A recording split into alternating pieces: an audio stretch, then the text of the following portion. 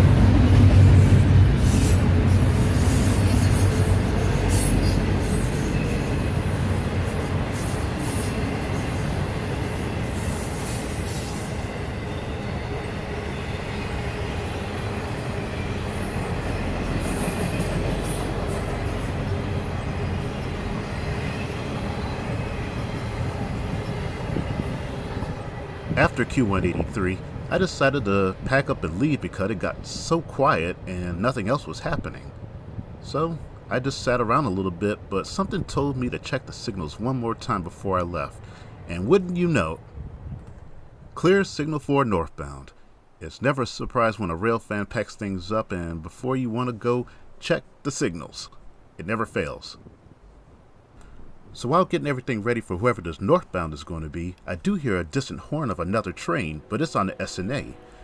I'm not sure who this is either, but looking at the signals of Murray and Helena, they're still red. So I'm not sure what's going on there, but we just have to wait and see.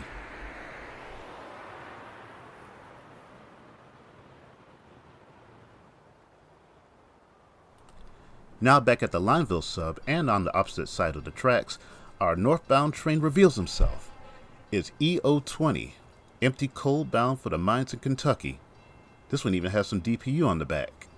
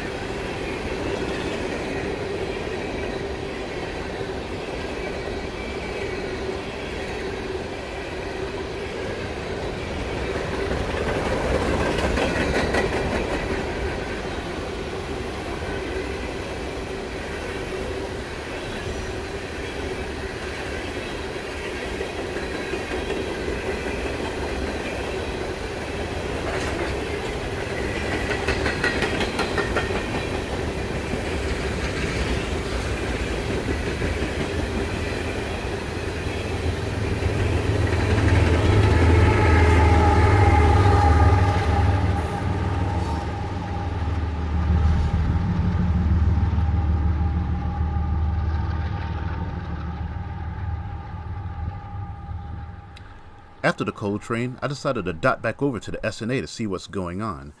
And apparently that's northbound train, whoever it is, he now has clear signals at both Murray and Helena. But now I hear another train in the far distance in the same subdivision coming at him. So we got quite a lot of business about to happen here. But just my luck, I decided to go over and check the Lineville sub once again, and wouldn't you know it, it has a clear signal again. Just like that. You can barely see it because it's backlit, but also you just heard on the radio there, that's E002 sitting at Hardy. So whoever it is also on the SNA is on its way as well with those clear signals. Back again at the Lineville sub, my wait time for the next train was very short. Another empty coal train. This one is EO40, also bound for the same location as EO20, the mines of Kentucky, Atkinson, Kentucky to be exact.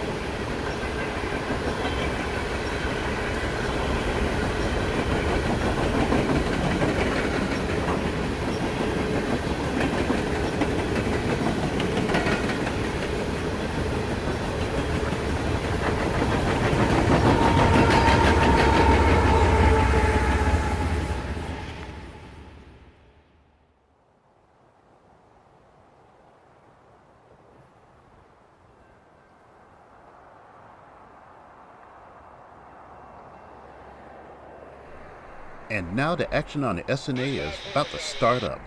Now we know there are two trains coming at us. One is definitely on track 2, which is E002, which is an empty coal train. But he's letting another train go around him at track 1. But not sure who that is right now until he calls a signal, but he's clearly already gone by that. Now looking at the gates going down there, you can hear the bell constantly going. That's the new sequence of it staying on until the train passes completely through now. Oh yeah, speaking of train, this is Q520, a mixed freight out of New Orleans, Louisiana, bound for Nashville, Tennessee.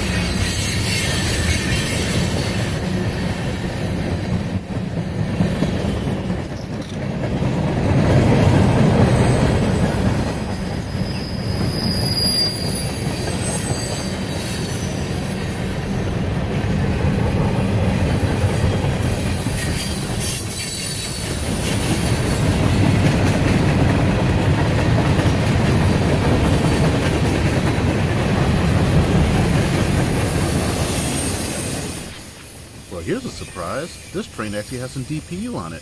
This time it's placed more towards the center than the end of it.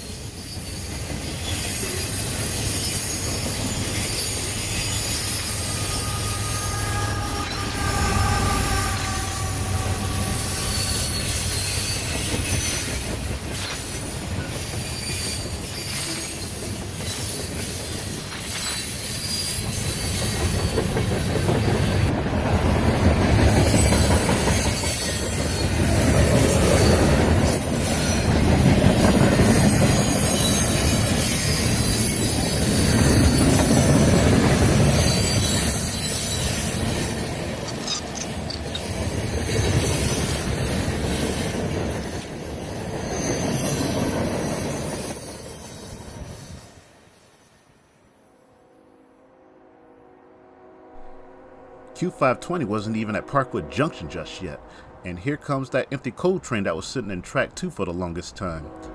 Here is E002, empty coal train bound for the mines of Kentucky. Again, Atkinson, Kentucky.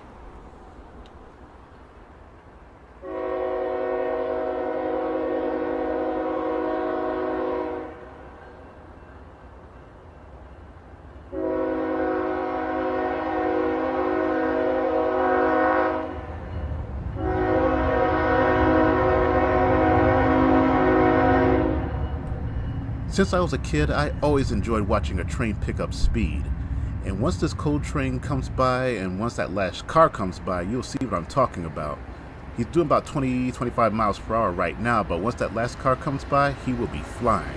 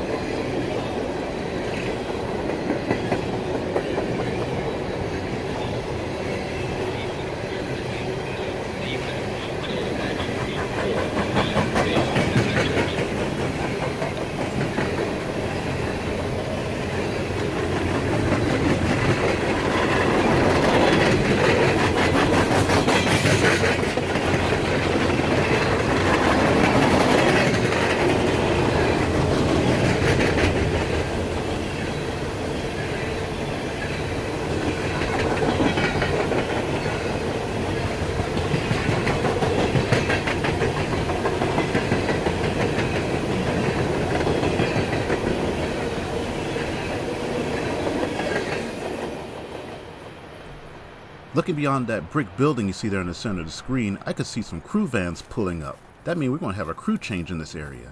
So that means I ran across way to get to the location so I can catch the train comes up before it stops. And I left the camera running while it was doing such. Now I'm not sure who this is, but they're going to be coming up slowly and they're going to activate the gates as you can see, but they're going to time out and go back up.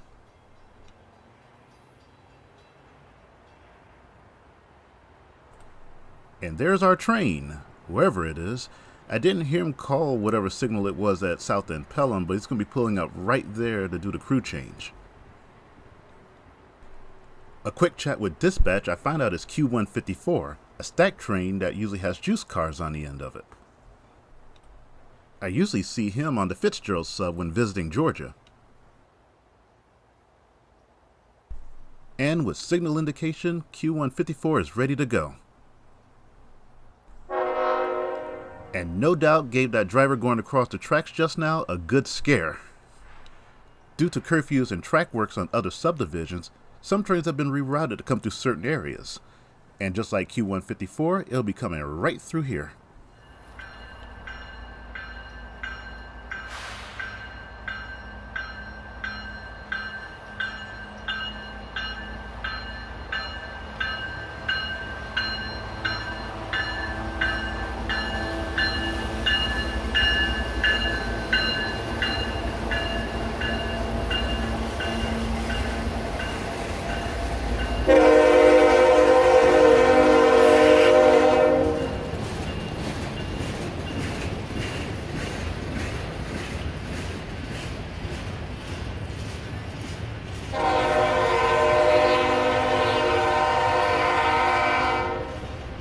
As mentioned before, this train always have refrigerator cars on them, mainly Tropicana juice cars which can be located anywhere on the consist, so I'm keeping a lookout for them.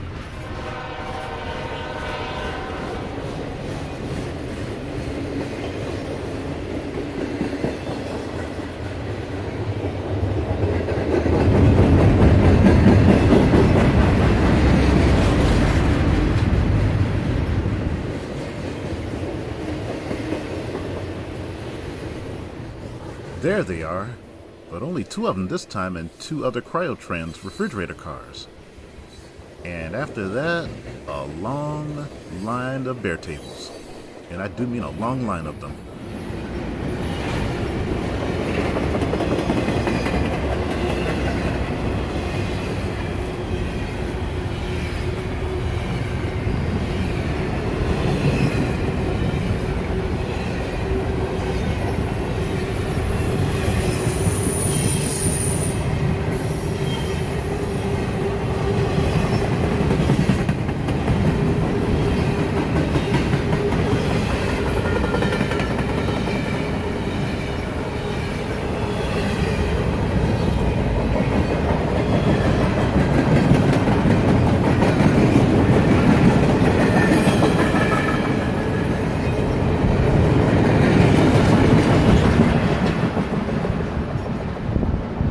Thanks to Montana, he informed me that Q648 was on its way. He's currently knocking down Longview and the next signal will be Hardy, so I jumped over to SNA to catch him as he come around this sweeping curve. I was ready for him, the gates are going down, and I heard he was moving at track speed already, so he's going to be flying around this curve, which I'm not complaining because I love when he do that.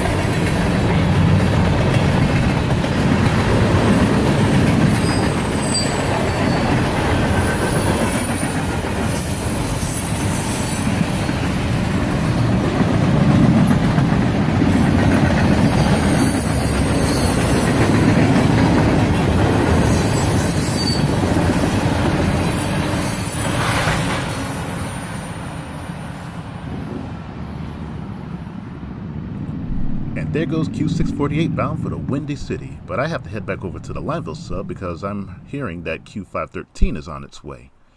Now dispatch is telling him to slow down a bit because local A712 is on its way north and going into the siding. So to reduce the chances of blocking any crossings and annoy a lot of drivers, they're trying to do their best to keep things going or try to hold the train so traffic can cross the tracks at any time. Here comes Q513 now, bound for Waycross. With A712 still not in the picture yet, Lee Street right there definitely has an approach and he has to stop at South End Pelham. Considering how long he is, he's going to try to pull up as close as he can to the South End Pelham signal. Hopefully this will not be blocking Highway 52, which is right behind me.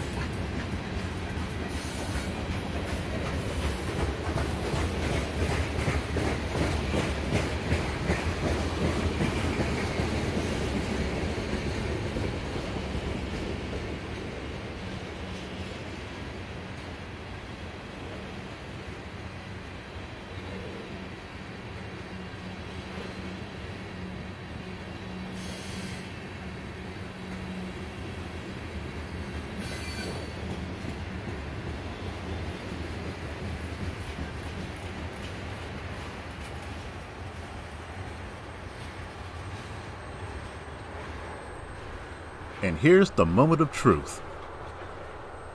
5 cars, 3 cars,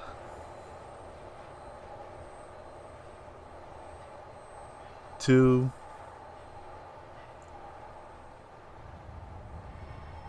1, 10 feet, 5 feet, 3 feet, and we're good. Man, I miss doing that.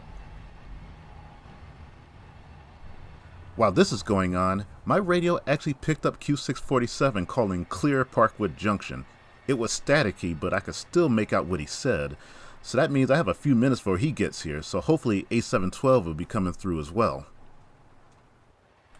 Something tells me both it and A712 will be passing by me at the same time. I have a good hunch that's going to happen, so I better get in a good spot for it.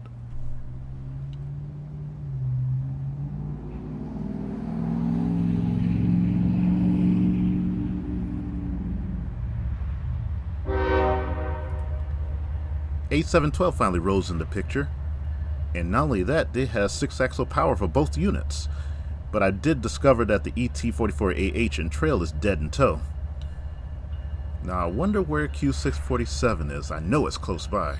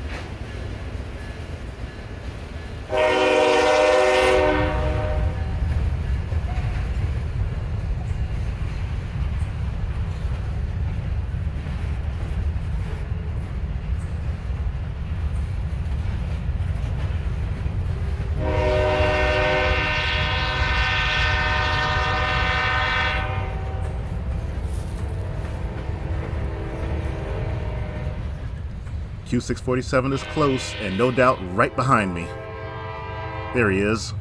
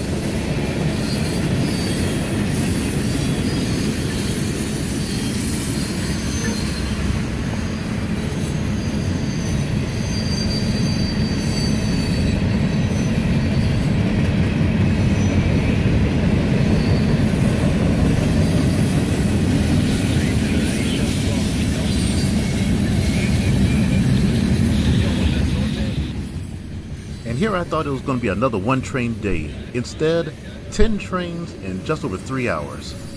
And well, I'm done here at ANJ 959.62 on the Lineville and 411.0 on SNA. So, thanks for watching. Until the next milepost.